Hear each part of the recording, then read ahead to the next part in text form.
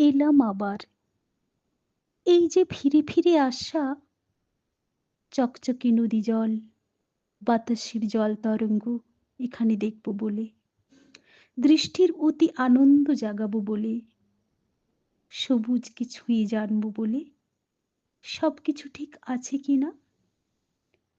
সব ঠিকই আছে, ঠিক থাকেই, মধ্যে শুধু নবমী বা দশমীর রাত তা বেঁধে ফেলে কিছুক্ষণ। না হলে বলো, নাটক তো থামেই, পর্দা পড়ে, শ্রোতা ফিরে যায়, নতুন মঞ্চস্থ হয় আরবার। মানুষের ভাষা, মানুষ বলবে কথা, বলছেও।